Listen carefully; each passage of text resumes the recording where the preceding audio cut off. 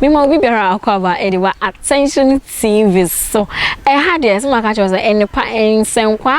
me say ensem no ese fuma ko na dia bro ene pa na krasa from kra yetimi de bro e ma ne ai media ene sika papa bi na ene de ensem no eni soso akasa wo Wendy Shay nyum hit no ene de wachichim na enyum no se o se wanka se wow o se esa wa na wo die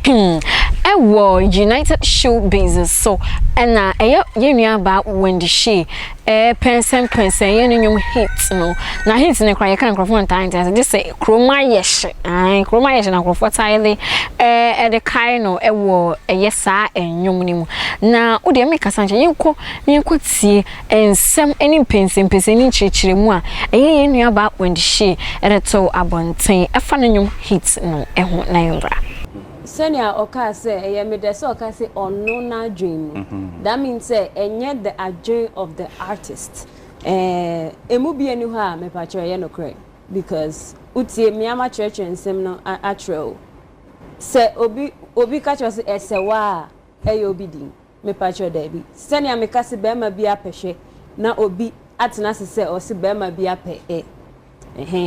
enti no obi tena se be ma bi ape word play or the insem and or the agro. Exactly. Sorry, when did you but obi better now I can say or say enti no ewiase no oya de obeye bia no bia ne ha obeden obefano so I leave it to the audience say the way a mo fano no what you wanted to say in that say because I just heard you say something menya sure say fit in context now modern church say now what you exactly can was that phrase now or refer to again I want to say you can't esewa kasa but what esewa na then esewara yes I'm here how does it connect of course it connects music it doesn't connect for me to make us unconscious music esewa na ma just yes I'm here hey bra esewa what just yes I'm here no music anytime me see and got me share context ni mamia obi can meet me abo na kasa when the Shay say enye say no kan because I'm pass some kan was word on the streets obi okasa wanti de no obo so nkofo we no refer to me obisa I wanted to explain but first thing no kan no and I'm a medroom yes I'm here what has it got to do with yes I'm here sometimes no just going line to line it makes sense when everything like the whole thing utie esewa yes I'm here some say na naba abnabe di koko Wendy ma bregobe me obi a gobe ye meduane ame pepa but the way akroma ye shini adenity me say ma bregobe and mo linking Mr. John yesi wa bo ani pedu ani ya John bo edu asem na kanana me pacho debi okay me bi saka and if I be the John eye sometimes we try nyoma eye kasakwa just to make the song beautiful. Enye bibia na word to word obeka say bars pacho menya rapper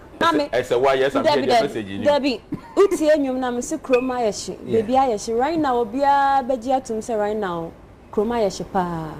but as an artist I dey me person me catch nipa ne say eye den a ebe den ebefa and me share enipa nkran and that is what I am selling and that is the message in the song. Hey, now say Rebecca said she is playing with our intelligence or the dream on what one will release in your money as a dream be a dream na way there I will kind the road is clear road no wa clear road no ama everybody and to be asked so be asking and was oh do still and crofo bi nti wo mo ase say nyesa na o pa kire and so ye de ono na twiro no nyum o twa no nyina ho wa kire uni asemka aha aye attention TV me strong subscribe like it na share na order for me so inside intimate kedi media ni sika baby makrao